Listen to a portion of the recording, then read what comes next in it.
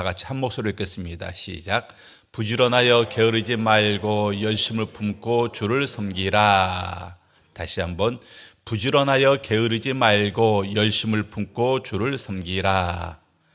외우세요, 여러분들. 짧은 구절 아니겠습니까? 부지런하여 게으르지 말고 열심을 품고 주를 섬기라. 외울 수 있기를 바랍니다. 우리 신앙생활을 오래 하신 분들은 다 이런 경험들이 있을 겁니다. 막 기도하면서 막 눈물을 흘리면서 기도했었던 그러한 경험이 있습니다.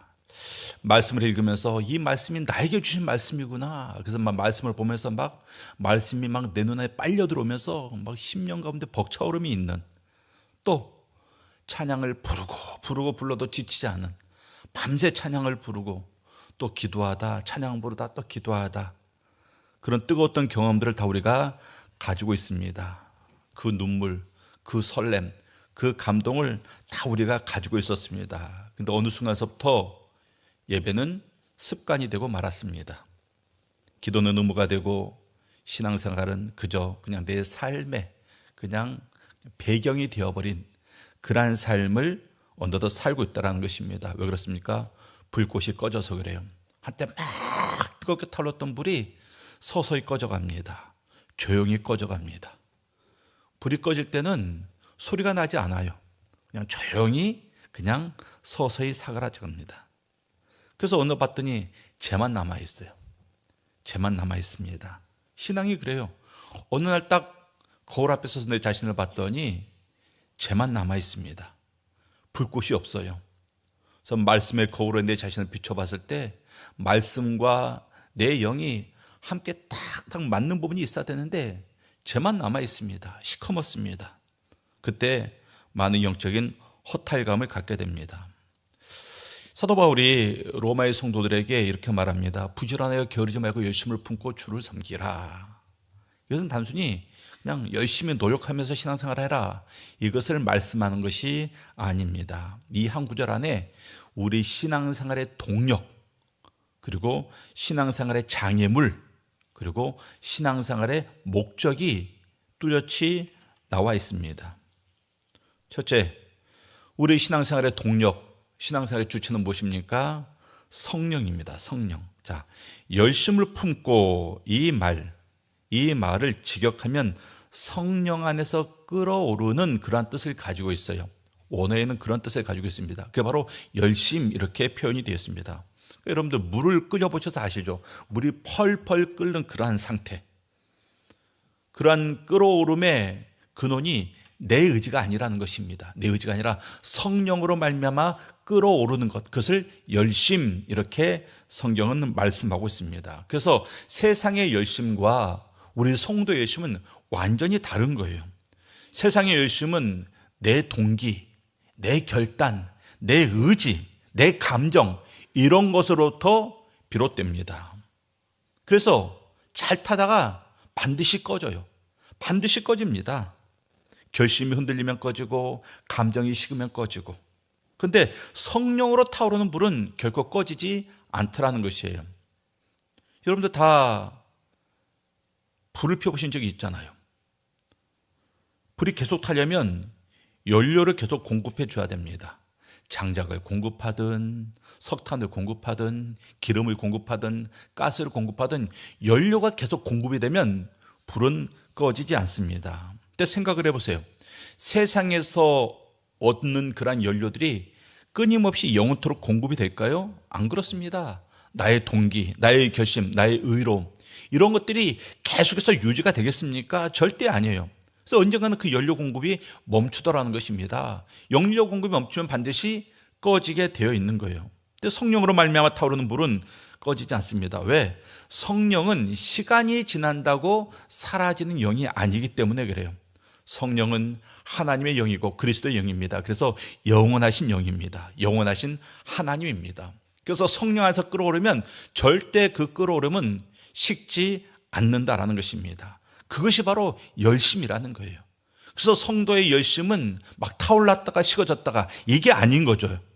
그런 열심으로 주를 섬기라, 이렇게 말씀하고 있습니다. 이 말은 어떠한 경우에도 주님을 섬기는 일이 그쳐져서는 안 된다, 이것을 말합니다. 왜? 성령의 열심은 영원토록 끓어오르는 것이고 그 끓어오름으로 주를 섬기기 때문에 주님을 섬기는 일이 막 뜨거웠다가 차가워졌다가 그럴 수가 없다라는 것입니다. 우리의 열심이 필요한 영역이 있습니다. 먼저 예배가 그렇습니다. 그래서 우리 예배가 성령 안에서 타올라야 됩니다. 봉사도 그렇습니다. 교회 봉사할 때 막 열심을 가지고 해야 됩니다. 가슴속에 막 끓어오름이 있어야 됩니다. 또 우리 경건생활, 전도, 말씀을 보는 것 모든 신앙생활의 영역이 다 그렇습니다. 또 인간관계도요 신앙생활이에요. 여러분들, 인간관계도 신앙생활입니다. 하나님은 그 관계를 통해서 역사하시거든요. 그래서 그 신앙생활도 그 인간관계도 열심히 해야 됩니다. 성령 안에서 해야 됩니다. 사람과의 관계에서 지치지 않도록, 식어지지 않도록, 또 스스로 포기하지 않도록 열심히 노력하면서 우리가 관계를 맺어가야 되는 겁니다. 성령 안에서.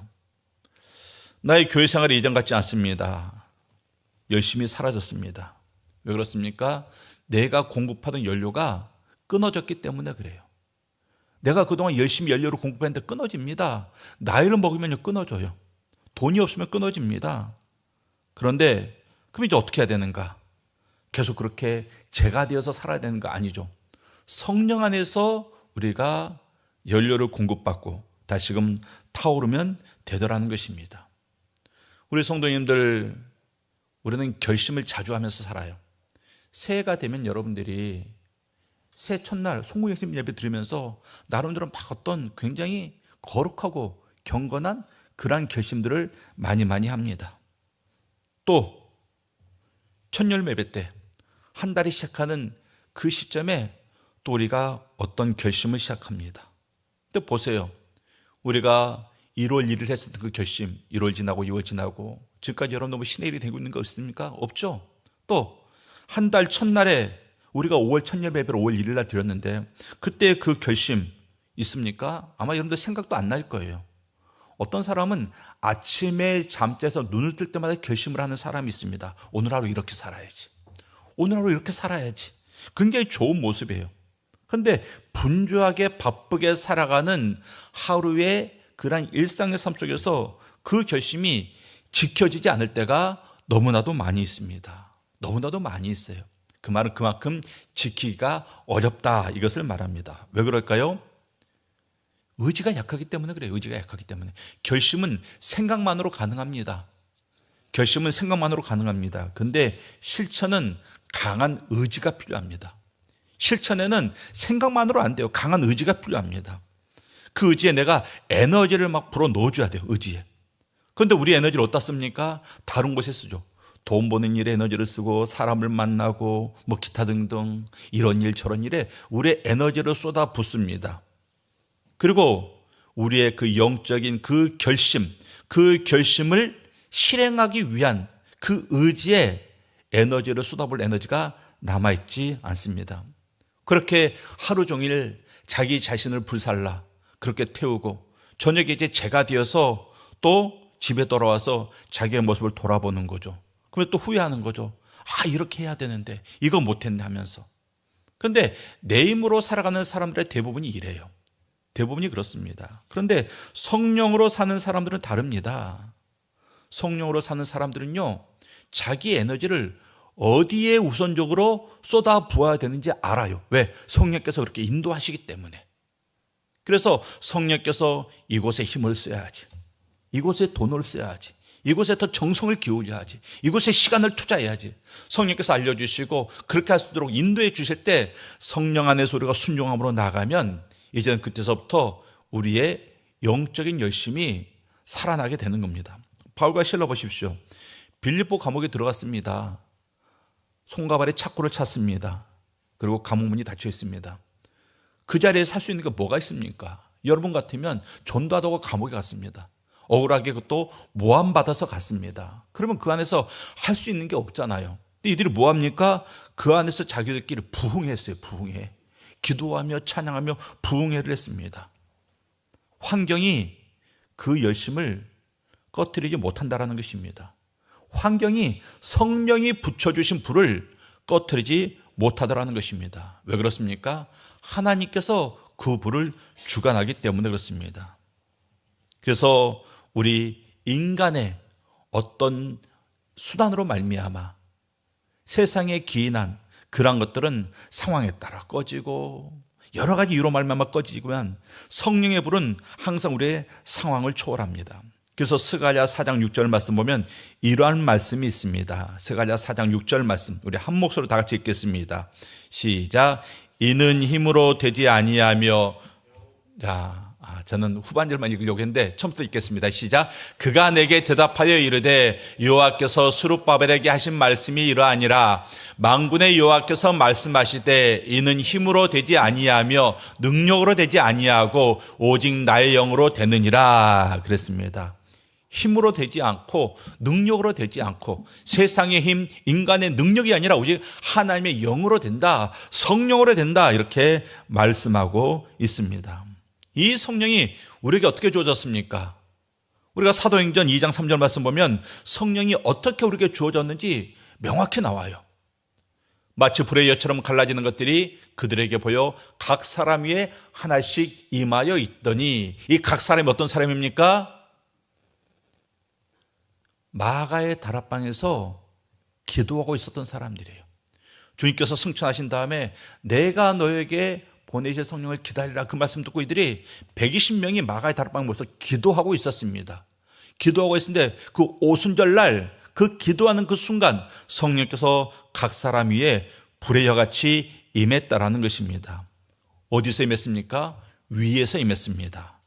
오직 하나님께서 기도하는 사람들에게 성령을 부어주시더라는 것입니다. 그래서 우리가 성령의 불을 구하는 게 복잡하지 않아요. 기도하면 됩니다, 여러분들. 기도하면 되는 겁니다. 기도하면 성령께서 우리에게 임하시고 그리고 그 성령이 지금 우리 안에 계시잖아요.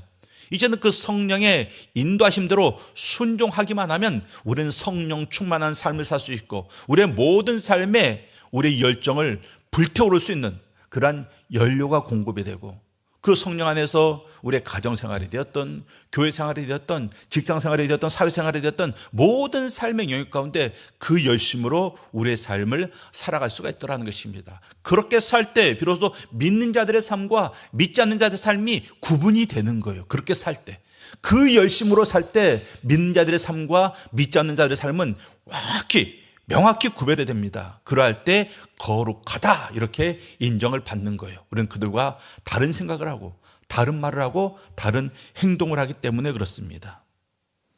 우리 사랑하는 성도님들, 우리가 정말 열심히 필요하거든요. 왜? 열심이라는 것은 굉장히 큰 능력이에요. 배운 게 없고 돈이 없어도 열정만으로 배운 사람보다 무엇인가를 가진 사람보다 더 큰 일 이루신 사람들이 굉장히 많이 있습니다. 아무리 많은 것을 가지고 있어도요, 열정이 없으면 무슨 일을 이룰 수 없어요. 아무리 좋은 대학을 나오고 박사학위를 가지고 있어도 열정이 없으면 일을 이룰 수 없습니다. 그런데 그런 것들이 없어도 열정이 있으면 그 열정을 통해서 굉장히 많은 역사들을 이루더라는 것입니다. 그래서 우리가 세상 가운데 아무 것이 없는 존재일지라도 성령 안에서 내 자신을 불태울 수 있으면 그 열심으로 우리의 삶을 살아갈 수 있으면 우리는 정말 우리의 삶을 강건하게 충만하게 살아갈 수 있다라는 것입니다. 사도 바울이 고백하지 않습니까? 내가 약한 그때 강함이라. 내가 약한 그때 강함이라. 우리가 다 약합니다. 그런데 우리는 강할 수 있는 조건이 세상에서는 우리에게 주어지지 않았어요.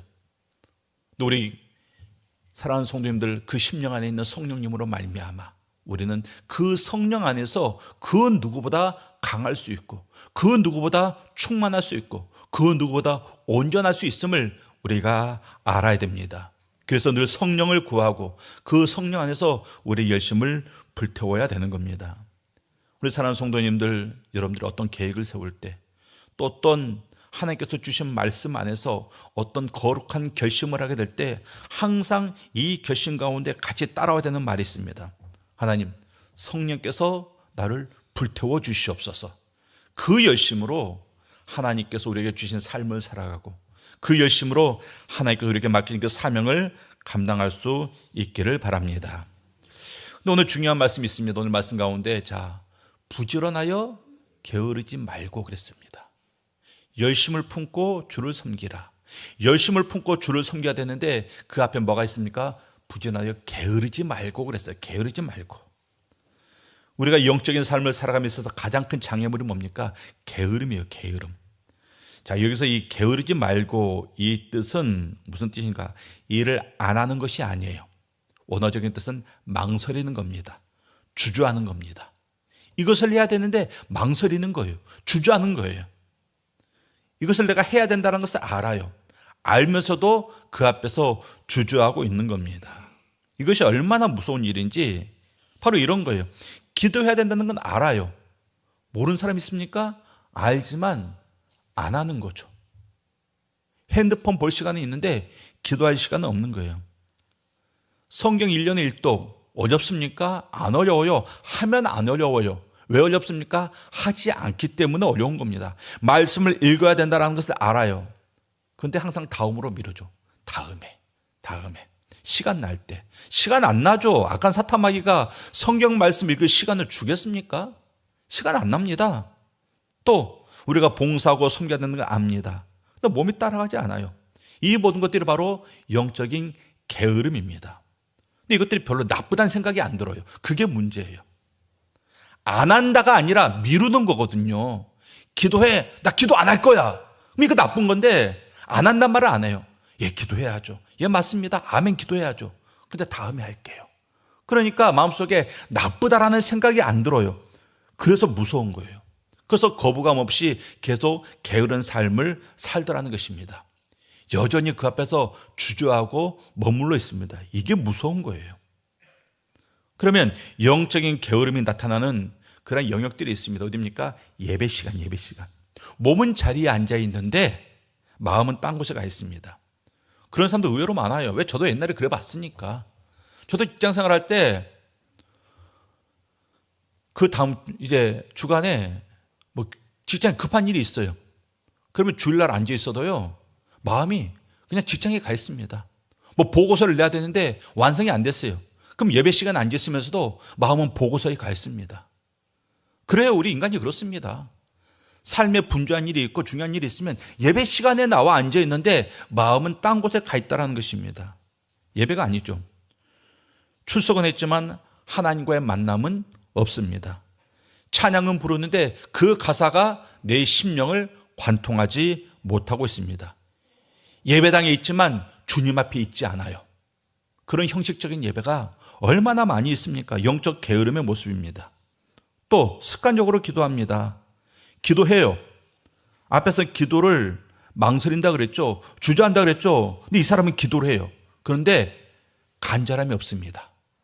기도해야지. 그래, 기도해야지. 기도 시간을 때우는 겁니다. 때우는 것으로 기도했다고 착각합니다. 그래서 간절함이 사라집니다. 주님과의 대화가 돼야 되는데 혼자만의 독백으로 그치고 맙니다. 기도 제목은 있어요. 기도 제목은 많이 가지고 있습니다.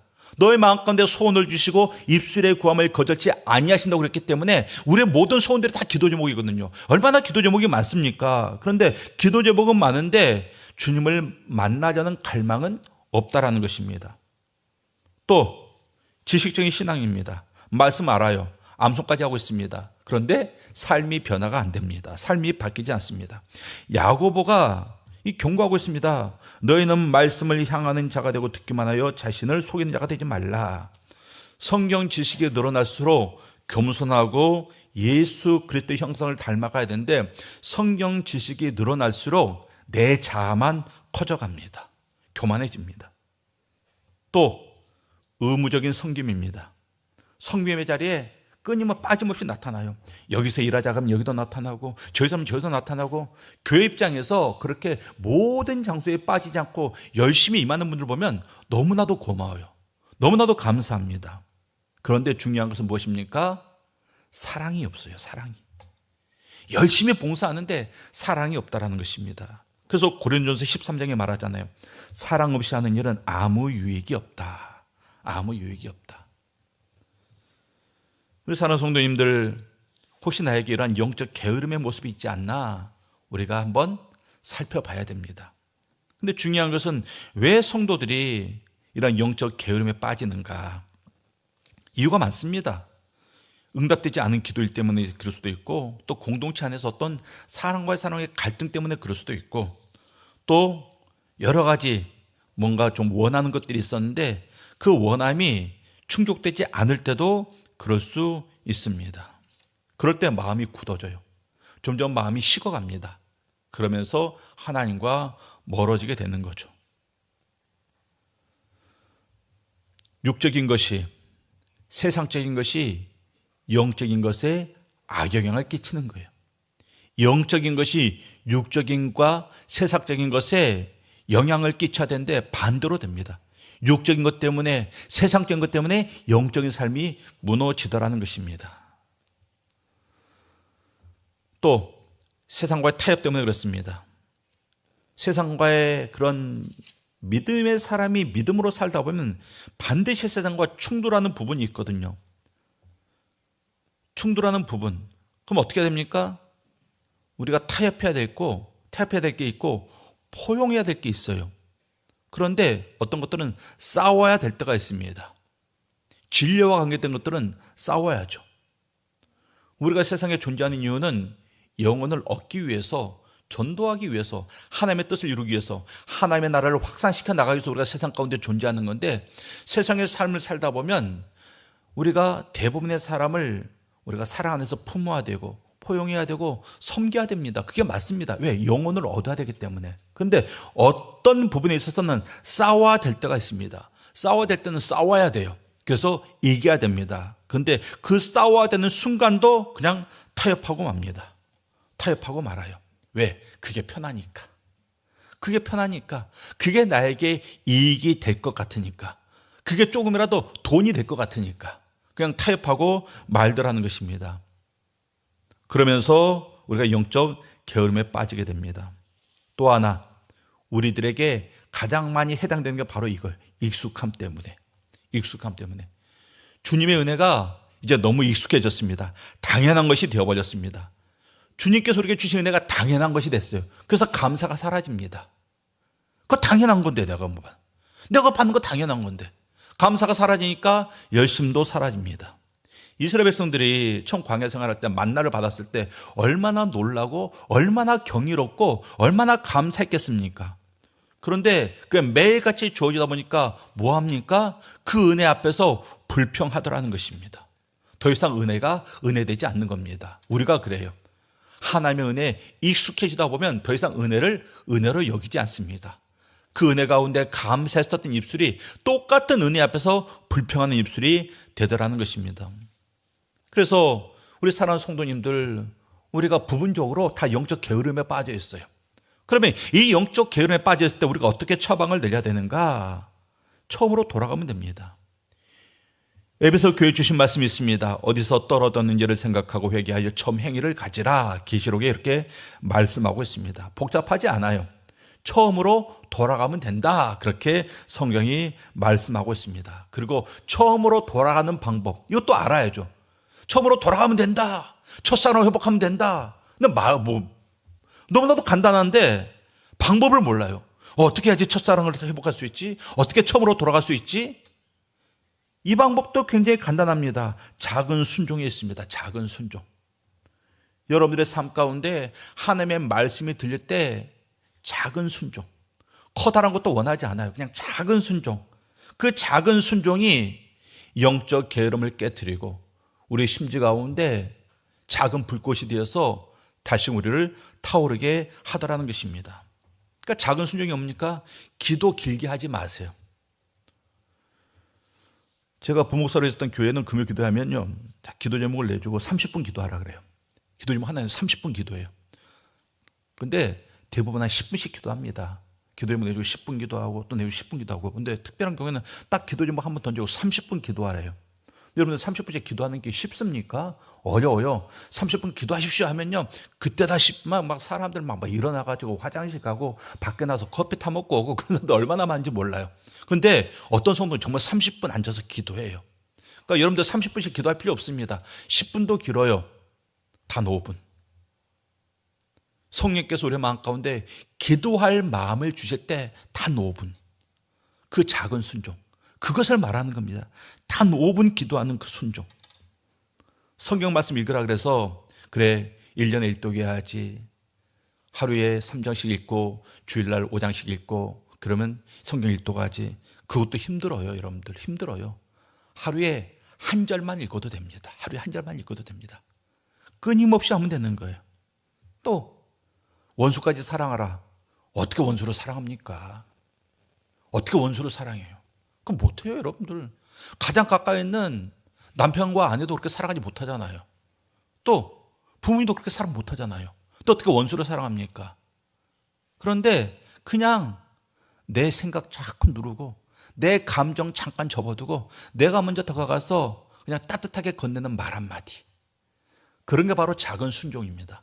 그게 바로 작은 순종이고 그게 바로 처음으로 돌아가는 방법이더라는 것입니다. 그것을 통해서 뭐가 된다고요? 내 영적인 게으름이 깨뜨려지고 우리 안에서 성령의 불길이 타오르기 시작하더라는 것입니다. 우리 사랑하는 성도님들, 우리가 신앙생활하면서 부분적으로 열심히 식은 분들이 있습니다. 더 이상 예배가 감격이 되지 않고 더 이상 기도가 뜨겁지 않은 성도들이 있습니다. 뭐 해야 됩니까? 우리의 성령 안에서 내 자신을 뜨겁게 불살름으로 말미암아 성령 안에서 타오르면 되는 거예요. 그리고 내 모든 영적인 게으름을 다 깨트리고 오늘 하루도 여러분들이 이 기도 시간에 그 열심을 하나님께 보이고, 또 여러분들이 직장생활 가운데 가정생활 가운데 그 열심으로 여러분들이 가정에서 사명을 감당하고 직장에서 사명을 감당할 때 여러분들의 모든 인생을 하나님께서 기쁘게 받으시는 거룩한 산제사의 삶을 우리가 살아갈 수 있게 됩니다. 이 시간 모임 모든 성도님들, 다시금 이 말씀, 부지런하여 게으르지 말고 열심을 품고 주를 섬기라, 이 말씀을 날마다 우리가 되새기면서 오늘 하루도 정말 열심으로 내 삶을 하나님께 올려드리는 그런 성도님들이 다 되실 수 있기를 바랍니다.